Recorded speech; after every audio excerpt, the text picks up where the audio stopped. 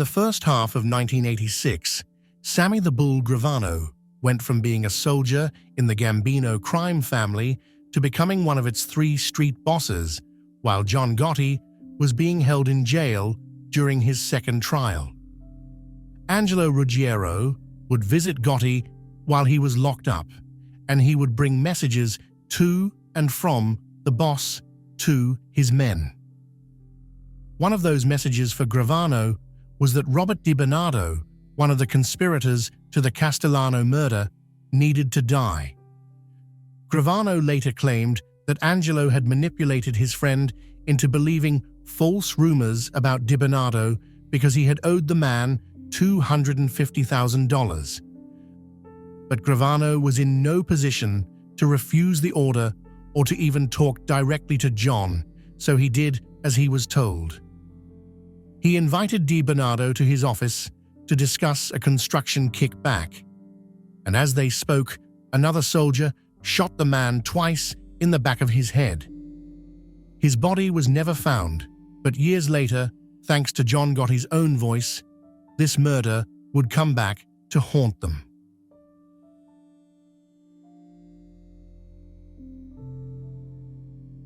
While John Gotti was unusual from other bosses because he seemed to enjoy the spotlight and rejected the shadows, his need for publicity was not what did him in. For many, the theme of his story has been that his flamboyant nature was seen by the government as mocking them for failing to convict him 3 times. But the truth is that whoever the boss of the Gambino family was, he was going to be convicted and locked up, no matter if it was Paul Castellano or his usurper. The federal government declared that the 1980s was going to be the decade where law enforcement broke organized crime. The Castellano hit only delayed that part of that goal until 1992. The day after their arrests at the Ravenite Social Club found Gotti, Gravano, and Frank Locascio in court for their arraignment. They were charged with 13 RICO counts that included multiple murders, conspiracy to commit 3 murders, illegal gambling, loan sharking, obstruction of justice, and tax evasion. 10 days later, during a bail hearing, prosecutor John Gleason told the judge that they should remain locked up as they were a danger to the community. He played the tapes of Gotti discussing the murders of Robert DiBernardo, Louis De Bono, and Liborio Milito as proof of their violent natures. Bail was denied, and they were to remain in jail for the duration of the trial. But the real shock for the men that day was learning that Nettie Sorelli's apartment was bugged. As the tapes were played, Gravano heard Gotti's voice talking bad about him behind his back. As he listened, Gravano began to realize that Gotti was blaming the murders on him, saying that he acted alone to resolve financial disputes he had with his Mafia partners. Bruce Cutler and his team were also disqualified from being Gotti's lawyer, as he was on some of the tapes and could therefore be a potential witness. Gotti would go on to hire Albert Krieger to represent him. The 3 men remained locked up on the 11th floor of the Federal Metropolitan Corrections Center in Lower Manhattan. As this was going to be a huge trial, the men remained stuck there for months. Gravano fantasized about escaping out of the window and rappelling down on a rope while Gotti dreamed about bribing the president for a pardon. But the longer they were together, the more that Gravano and Locascio began to resent the boss as he spoke down to them in a demeaning way. Gravano was also bothered about how Gotti spoke of him in the tapes, despite the fact that he had kicked up millions of dollars to the man. He also believed that Gotti's ultimate legal plan was to blame everything on him. "It's not about me now," Gotti said. "Everything has to be to save Cosa Nostra, which is John Gotti. Cosa Nostra needs John Gotti." Sammy the Bull Gravano felt that John Gotti had betrayed him, and if he remained loyal, then things would only get worse for him. So he decided to betray John Gotti and the Mafia. He had his wife Deborah send a message to the FBI that he wanted to defect. In October, after a routine court appearance, he was whisked out the back door to meet with agents to see what he could offer. Prior to this, the agents were betting that Locascio was going to crack instead of Gravano, but they were grateful for him as he was able to connect all of the dots in the recordings and explain them plainly to a jury. In exchange for his testimony, he was going to plead guilty to a reduced RICO count that had a maximum sentence of 20 years. The alternative to not taking this deal was life without parole. Gravano's other demand was that his use as a witness at Mafia trials would end after 2 years. His reasoning was that he could then lead a more normal life when he got out of prison. While the deal was waiting for approval, Gravano was brought back to the jail and acted like nothing was happening. Someone this high up in the Mafia had never turned state's evidence before, and there was worry that this could actually be a double cross to save Gotti. Eventually, it was determined to be worth the risk, and on the night of November 8th, Gravano was removed from the prison and brought to a motel on Long Island for questioning. They believed his sincerity, and he was then moved to the FBI Academy at Quantico, Virginia, for his safety. Gravano was indicted for 3 murders, but he confessed to a total of 19 that he participated in either as the killer or as the person setting up the victim. The crown jewel of his confession was the details about the Castellano and Bellotti murder. For 6 years, the government knew Gotti was behind it, but had no way to connect him until now. He also admitted to bribing a juror during Gotti's 1986 RICO trial. Jury selection began in January of 1992, and the judge decided to sequester them due to the bribery admission. Gotti was defiant. He would shoot the judge dirty looks while mouthing insults to the prosecutors. Meanwhile, fans of Gotti's packed the courthouse and street to show their support. Gotti and Locascio were the only defendants, and in the first days of the trial, Gotti was forced to listen to his own voice on tape, while prosecutors occasionally interrupted them to show the jury surveillance videos of the Ravenite, so they could see when these conversations took place and who they were with. When Gravano was brought in, his testimony lasted for 9 days, and it was broken up with dirty looks between the boss and his former second-in-command. The comment that Gotti made in the apartment that the cops must have killed Castellano were explained by Gravano as being an inside joke. He assured them that Gotti had planned the assassination and discussed his role in it in full detail. The longer Gravano testified, the more unnerved Gotti became. His smile and confidence were gone, and when he whispered to his lawyers, he appeared to be angry and frustrated. After Gravano, the defense only called one witness, a tax lawyer who tried to argue that Gotti was exempt from filing tax returns since he was being investigated for numerous crimes. During cross-examination by the prosecution, this argument was destroyed. In the closing arguments, Gotti's lawyer argued that the discussions on the tapes were just empty talk and nothing more, while Gravano was the real violent villain. Locaccio's lawyer argued that he barely spoke during the conversations and that his presence was not enough to convict him for the RICO violations. The trial lasted for a total of 6 weeks, but it only took 14 hours for the jurors over a 2-day period to find John Gotti guilty of all charges. Frank Locascio was found not guilty for the illegal gambling charge, but everything else stuck to him. There would be no surprises for the sentencing, as federal guidelines mandated that both men spend the rest of their lives in prison without the possibility of parole. He was shortly afterwards transported to the Marion Federal Prison in southern Illinois. For a man that once enjoyed walking the streets to flaunt his power, this was like being encased in a tomb while still being alive. This place was designed to hold the worst of the worst criminals.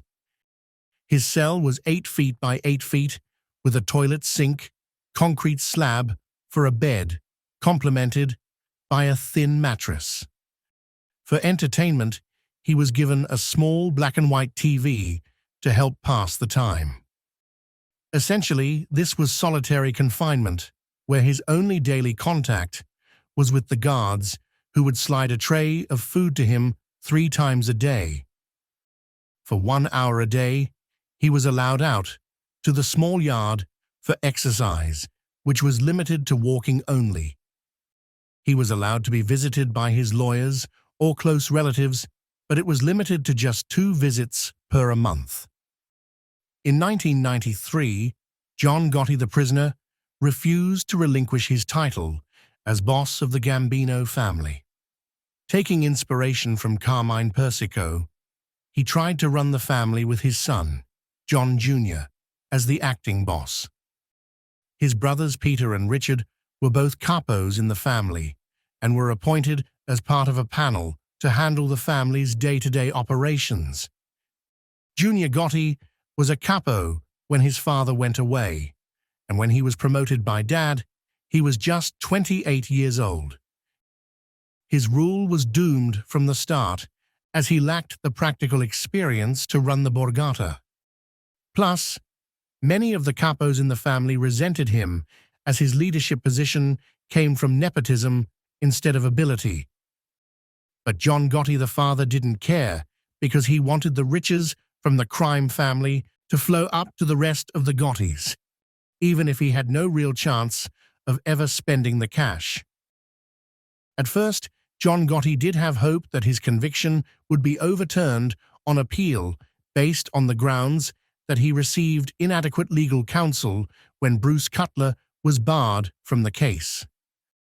But the U.S. Court of Appeals for the 2nd District unanimously rejected this argument, and in 1994, the Supreme Court declined to hear his case. Now, there was no chance of him ever walking out of Marion Federal Prison.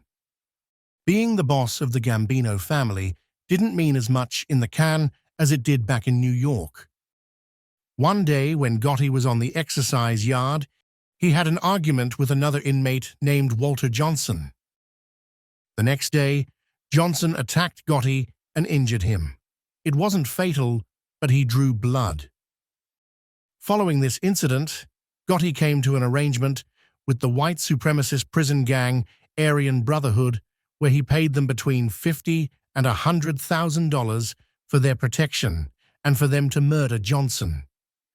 Johnson had already been transferred to another prison, and the hit never happened as a result. All of John Gotti's visits were recorded, but despite this, Junior managed to talk to his dad through code words to send him news and receive his orders. A large problem for the family's management was that guys were being indicted and sent to prison in droves thanks to all the evidence the FBI collected during their surveillance of Gotti at the Ravenite Social Club. Junior would later be convicted of his own RICO charges and sent to prison in 1999. From there, Gotti made his older brother Peter the new acting boss. He was arrested in 2002 and convicted in 2003. Peter is believed to have clung to control through a series of acting bosses in the 2000s. In 2011, Domenico Ceflu is believed to have taken over the official leadership reins. He was inducted into the family in 1990 by John Gotti, though he maintains a much lower profile than his former boss, with many people not knowing who he is. John Gotti's last years were not pleasant. In 1998, he was diagnosed with cancer, and after receiving surgery, his health rapidly deteriorated. His wife Vicky stopped coming to visit him following Junior's conviction, and she blamed her husband for bringing their son into Cosa Nostra instead of protecting him from it. In her eyes, he ruined their boy. His daughter Victoria continued to visit him, and he seemed to express no remorse or regret about the choices he made in his life, besides telling her that he wished he never married her mother. On June 10, 2002, John Gotti passed away at the U.S. Medical Center for Federal Prisons in Springfield, Missouri, at the age of 62. It's rumored that $200,000 was spent on his funeral. Gotti took over an efficient criminal organization in 1985 that took in millions of dollars every year, and he left it wrecked. He also made his own biological family very rich in the process, and the government has largely been unable to locate that money to seize it. Gotti boasted to his daughter that you'll never see another guy like me if you live to be 5,000. He was a unique product of his time. Entering the Mafia as an associate during the reign of Albert Anastasia in the 1950s, and then later going on to rule that empire. He once bragged that John Gotti is Cosa Nostra, and Cosa Nostra is John Gotti. He was a man that lived the life, and while he certainly thrived as a capo regime in the 1970s, he was not a very good boss of the family. For one, he was not cautious. While the decisiveness he possessed was a trait that made it possible for him to kill Castellano, he was reckless when it came to evading law enforcement's surveillance. He was aware of wiretaps and bugs, and yet he freely spoke inside his office at the Bergen Hunt and Fish Club, thinking that it must have been immune. Plus, he never rotated the places where he could speak frankly, always deciding to use the Sorelli apartment. His insistence for his capos to meet him at the Ravenite also exposed the organization to the FBI agents that observed them, thus laying out a roadmap for future investigations and prosecutions. John Gotti was also a poor judge of character. Sammy the Bull Gravano had a history of killing and screwing over others when it suited his needs. He also had never done any time in prison before 1990 and was thus untested when Gotti brought him up into the family's upper levels. Another man in that position most likely would not have turned against the Gambino family to save themselves, though it was Gotti's free talking that brought them there in the first place. Gotti's other flaw was his avarice. The murder of Paul Castellano could be seen as a preemptive act of self-defense, but once he became the boss and began to enjoy riches that he never knew were possible, he refused to let it go. He brought his own son into the mob so that his family's power could continue, an act that fellow boss Vincent Gigante refused to do with his own sons because of his love for them. Gotti certainly played himself up to the media with the attention disgusting his fellow mobsters and enraging law enforcement. But his flamboyant nature did not fuel the government's original desire to get him. The 1980s and 90s were decades that saw organized crime become a priority for law enforcement to dismantle. When his usurpation of Paul Castellano robbed the government from having the boss of the Gambino family as part of the commission trial, he had a target on his back because he was the successor. Gotti's reign, when he was not in prison, lasted for 5 years. Given all the mistakes he made, combined with law enforcement's relentless desire to put him away in prison, it's amazing that he lasted that long.